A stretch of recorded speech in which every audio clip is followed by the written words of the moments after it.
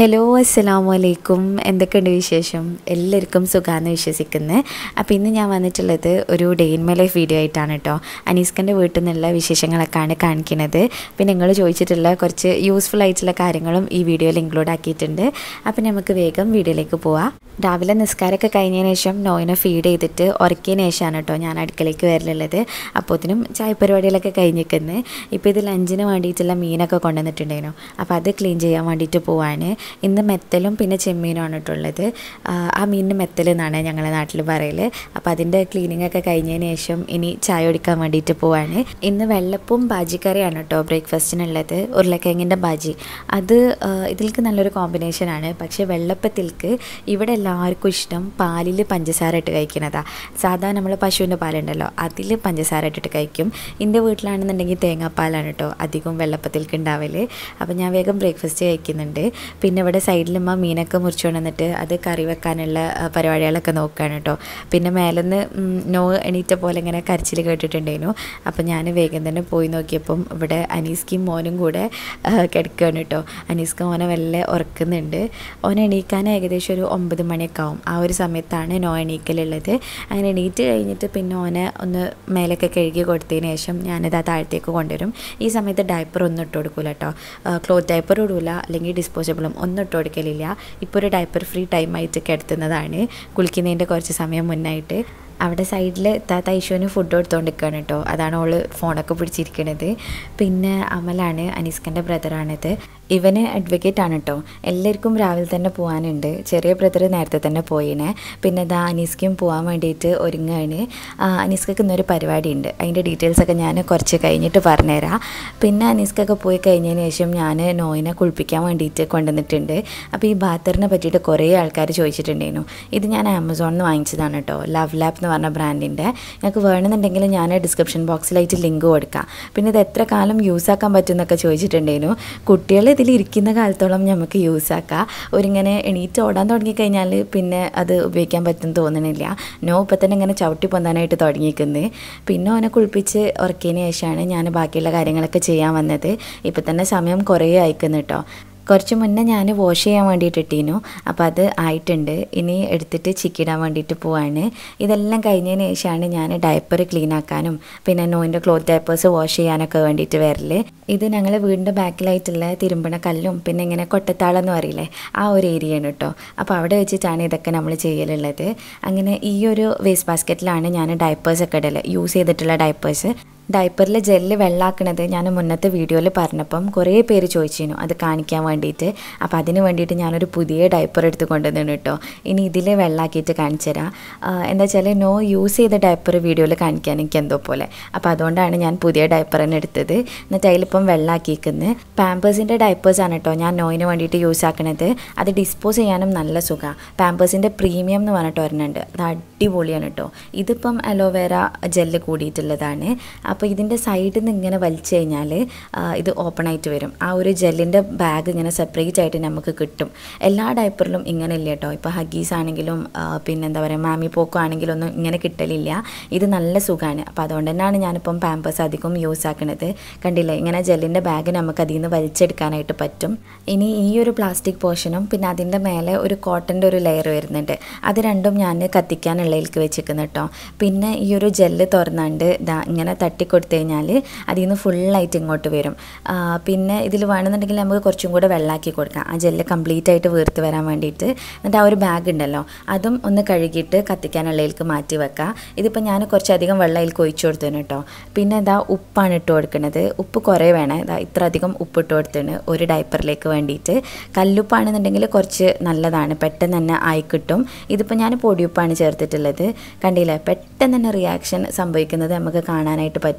വേഗം തന്നെ അതിങ്ങനെ വെള്ളമായിട്ട് വന്നിക്കുന്നത്. കുറച്ച് സമയം കൂടെ വെക്കുകയാണെന്നുണ്ടെങ്കിൽ ശരിക്കും നല്ല ക്ലീൻ വെള്ളമായിട്ട് വരും കേട്ടോ. അപ്പോൾ അത് ചെടികൾക്കൊക്കെ ഒഴിച്ചു കൊടുക്കണത് നല്ലതാണെന്നാണ് പറഞ്ഞിട്ടുള്ളത്. പിന്നെ ഞാൻ കുളിയൊക്കെ കഴിഞ്ഞ് വന്നതിന് ശേഷം ഇപ്പം ഫുഡ് കഴിക്കുകയാണ്. അതിൻ്റെ ഇടയ്ക്ക് മോനെണീക്കലും ഒക്കെ നടക്കുന്നുണ്ട് കേട്ടോ. ഇന്നിതാ ചെമ്മിക്കറിയും പയറുപ്പേരിയും ചെമ്മി പൊരിച്ചതൊക്കെയാണ് മാക്കിയിട്ടുള്ളത്. അതിന് ശേഷം ഞാൻ പറഞ്ഞില്ല അനീസ്ക്കൊക്കെ ഒരു പരിപാടി ഉണ്ടെന്ന്. അപ്പോൾ അതിന് നമ്മളെല്ലാവരും കൂടെ വന്നിക്കുന്നു കേട്ടോ. ഇത് ജ്വല്ലറി ഓണേഴ്സ് അസോസിയേഷൻ്റെ ഫാമിലി മീറ്റാണ് കേട്ടോ. അപ്പോൾ വീട്ടിൽ നിന്ന് ഇറങ്ങുന്നതും വരുന്നതും ഒന്നും വീഡിയോ എടുക്കാനായിട്ട് പറ്റിയില്ല. കാരണം നല്ല തിരക്കിലേനു, എല്ലാവരും കൂടെ വരില്ലേ. അപ്പോൾ നമ്മൾ പെട്ടെന്ന് തന്നെ ഇറങ്ങിയതാണ്. അപ്പം ഇത് നടക്കുന്നത് കരുവന്തുരുത്തിയിലുള്ള ഫെറി ലാൻഡ് എന്ന് പറഞ്ഞിട്ടുള്ള ആ ഒരു ഓഡിറ്റോറിയമാണ് കേട്ടോ. പുതിയ ഓഡിറ്റോറിയമാണ്, അവിടെ വെച്ചിട്ടാണ്. അപ്പോൾ നല്ല അടിപൊളി വ്യൂ ആയിട്ടുള്ളൊരു ഓഡിറ്റോറിയമാണ് കേട്ടോ അത്. കൊറോണ ഒക്കെ വരുന്നതിൻ്റെ മുന്നേ ഇവരൊരു ഫാമിലി മീറ്റ് വെച്ചിരുന്നു കേട്ടോ. അപ്പോൾ അതിന് ഞാൻ മാത്രമേ പോയിട്ടുണ്ടായത്. അതുകൊണ്ട് തന്നെ എനിക്ക് വലിയൊരു രസമില്ലേനു.